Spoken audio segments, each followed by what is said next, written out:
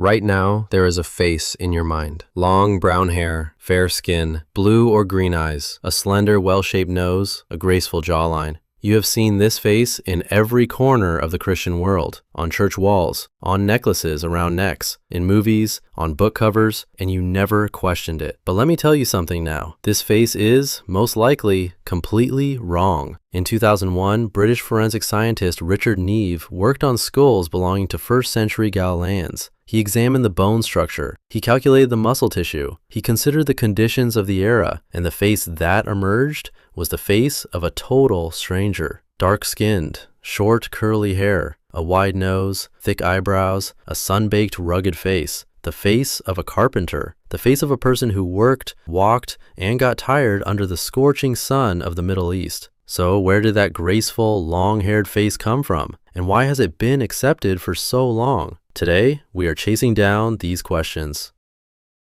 First, let's look at the most basic source, the Bible. And you will notice this. The Bible almost never describes Jesus' physical appearance. No hair color, no eye color, no height, no skin tone, almost nothing at all. But there are a few clues. The first clue, 1 Corinthians 11:14, Paul writes, "Does not the very nature of things teach you that if a man has long hair, it is a disgrace to him?" Hold on. Paul says that long hair is a disgrace for a man? If Jesus had long hair, would the communities Paul established have accepted this? This might seem like a small detail, but when you think about it, it opens up a very big question. The second clue, John 8:59. When Jesus is in danger at the temple, it says, Jesus hid himself and went out of the temple grounds. He hid. He was able to blend into the crowd, meaning he was not that different in appearance from those around him. He looked like an ordinary Jewish man. If he possessed that iconic, long-haired, fair-skinned look, how could he have disappeared in a crowd? The third clue, a letter written centuries later. Origen, writing in the 3rd century AD, wrote that Jesus was ugly and ordinary looking. Some texts describing the Apostle Paul also portrayed Jesus as short and unimpressive in appearance. So, Jesus' iconic image of today is not from his own time. It came much later, from a very different culture.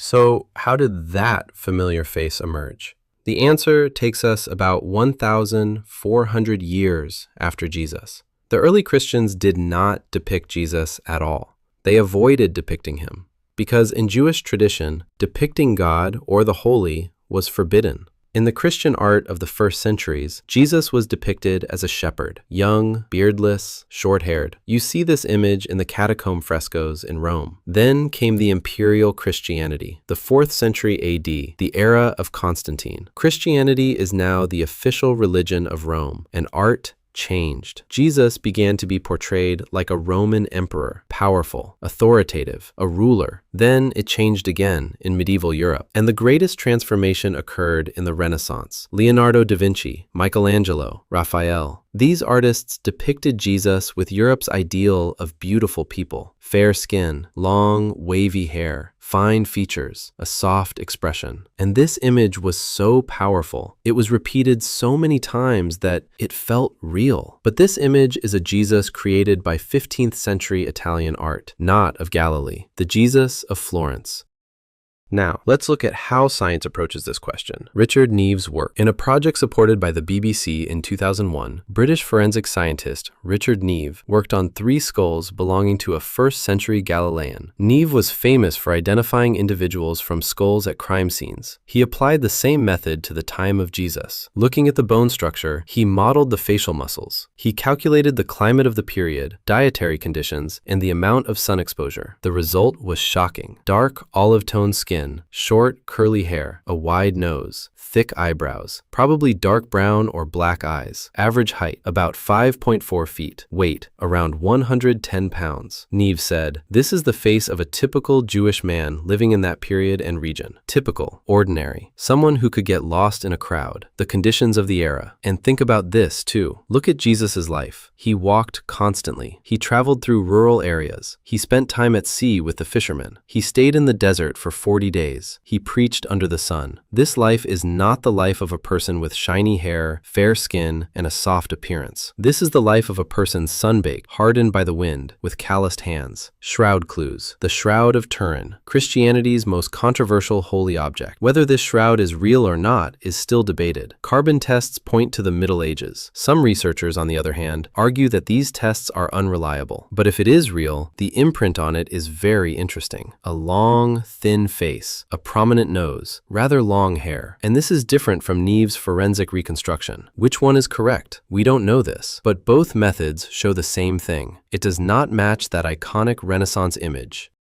Now, we must ask this. Is this just a matter of historical curiosity? No. The image represents something much deeper. Think about it. The world's most widespread religious figure was depicted as a European man for centuries, fair-skinned, with Northern European features. This image was used in missionary movements. It was carried during the colonial era. It was taken to Africa, Asia, and the Americas. And the local population saw this face before their own gods. Not the face of a Middle Eastern Jew, the face of a European. Some scholars say this image was intentionally shaped. Religious authority and political power have always been intertwined, and the image became a tool of power. But we also need to say this. Perhaps the reason this image is so powerful is simpler. People want to make God look like themselves. Every culture, every society, every era. Europeans drew him as European. Ethiopian churches depicted him dark-skinned. Some churches in China portrayed him with Asian faces. Everyone made him look like themselves, because every society reversed the phrase, God created man in his own image. Man drew God in his own image.